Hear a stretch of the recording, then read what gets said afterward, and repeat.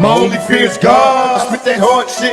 In case you don't know, I let my pump go. Ride from the Tulu like I ride for Geronimo. Down to die for everything I represent. Man, every word in my letter to the president. In Los Angeles, there have been several articles talking about how in Los Angeles this is taking people back to 1992 or 3, when there was rioting after film of police beating Rodney King became public, and then the officers were never held accountable. And this is different. And I think it's important for us to recognize that. The media cameras may be focused on the breaking of windows and the burnings and the fires, but the vast majority of people, at least in the cities where I've talked to people and from what I've seen on TV, is nonviolent. These are people who they're white, they're Latinx, they're old, they're young, they're in wheelchairs, they have children with them, they have dogs with them. And it's organized. Black Lives Matter, Color of Change. They don't want violence. I don't know who the people are that are doing the violence, but I think what matters is that more and more people, white people, are getting it. When Donald Trump was elected and the Band-Aid was torn off and people could see very blatantly the racism in this country, that's always been there, but it was revealed in a new and more robust way to us, and then encouraged by this administration.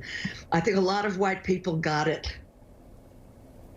And maybe like me, I realized that I didn't understand enough about the history of racism, about slavery and Reconstruction and Jim Crow and the new Jim Crow. And so for the last 3 years, I've very intentionally been studying. I've been reading all kinds of books to help me understand. And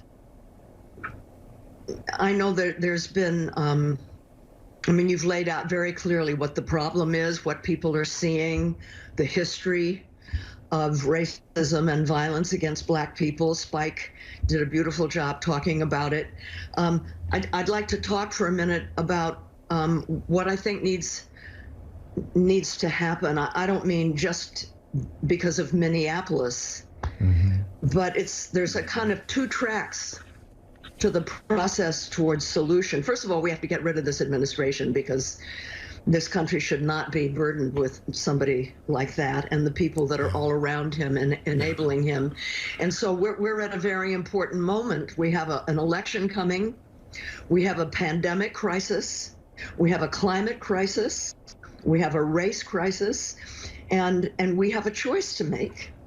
We can keep seeing all these things happen, or we can do something about it. And there's 2 tracks to it, I think. One is we have to understand that racism is in place. I hate to cut you off, because we have some breaking news that's important happening. But if I don't want to be rude, so I want to get a final thought from you, if you can, which I think is important, and I appreciate you joining in here. Sure. But I just want to say, on your website, and I have your article here, and it's on your website, and it's a George Floyd, a centuries old history, and you talk about how it's important for white people. Policies. Yeah. How white people, it's important for white people to understand the benefit of white privilege. Talk to me about that quickly, if you can. Well, because we're white, we have had privilege. Even the poorest of us have had privilege, and we need to recognize that, and we have to understand what it is that keeps racism in place, the policies, redlining, banking policies, mortgage policies, all of the things that are really making it very, very difficult for Black people to lift themselves up.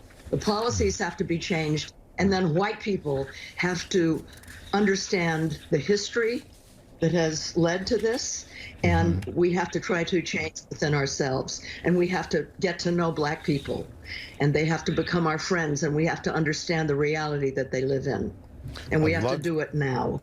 I love your tenacity. Yeah. I love your candor. I love how bold. Every word in my letter to the president. Every word in my letter to the president.